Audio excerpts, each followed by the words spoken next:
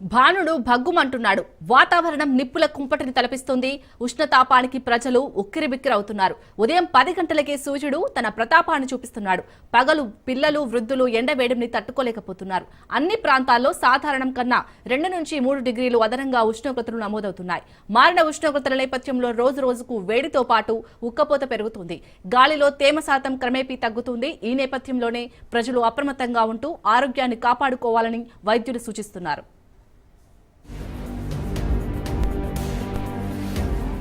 ఖమ్మం జిల్లాలో ఎండలు మండిపోతున్నాయి. అశ్వరావుపేటలో 36, ఖమ్మంలో 37 డిగ్రీల ఉష్ణోగ్రతలు నమోదు కావడం ఆందోళన కలిగిస్తుంది. ప్రధాన కూడళ్లు, రహదారులు మధ్యాహ్నం నిర్మానుష్యంగా కనిపిస్తున్నాయి.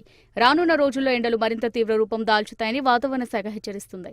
ఇక మార్చి మొదటి వారంలోనే వేసవి తాపం ఇలా ఉంటే ఏప్రిల్, మే నెలలో ఎలా ఉంటుందోనని ప్రజలు ఆందోళన వ్యక్తం చేస్తున్నారు.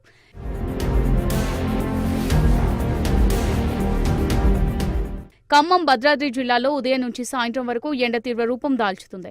ప్రధానంగా ఖమ్మం, సత్తుపల్లి, మదిర, కొత్తగూడెం, ఇల్లందు, మనుగురు, భద్రాచలం పట్టణాల్లో ఉష్ణతాపానికి ప్రజలు బెంబెలెత్తిపోతున్నారు. మునుపటికి భిన్నంగా వేసవి ఆరంభంలోనే పగటి ఉష్ణోగ్రతలు భారీగా నమోదు కావడం ఆందోళన కలిగిస్తోంది. ఇక జిల్లాలో యాసంగి పంటల సీజన్ ఇంకా ముగియని నేపథ్యంలో రైతు కూలీలు ఎండలతో ఇక్కట్లు పడుతున్నారు. మరోవైపు సింగరేణి ప్రాంతం నిప్పుల కుంపటిని తలపిస్తుంది. సింగరేణి ప్రాంతంలో ఉష్ణోగ్రతలు 45 డిగ్రీలకు చేరాయి. భానుడి తాపానికి కార్మికులు విలవిల్లాడుతున్నారు.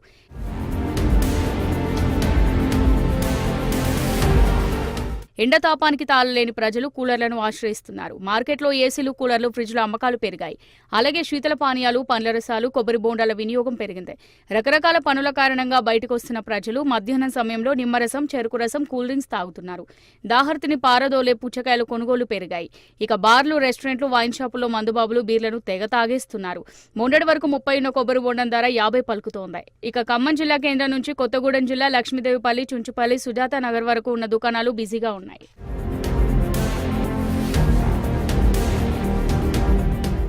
1901 తర్వాత భారతదేశంలో ఫిబ్రవరి నెలలో రికార్డు స్థాయి ఉష్ణోగ్రతలు నమోదైనట్టు వాతావరణ కేంద్రం తెలిపింది.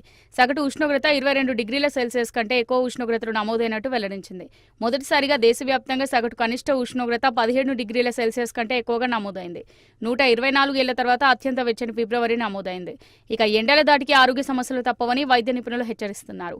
పిల్లలు, వృద్ధులు మధ్యాహ్న సమయంలో బయటకు రాకూడదని సూచిస్తున్నారు. చల్లని పానీయాలు తీసుకోవాలంటున్నారు. తరచూ ద్రవ పదార్థాలు తాగాలంటున్నారు.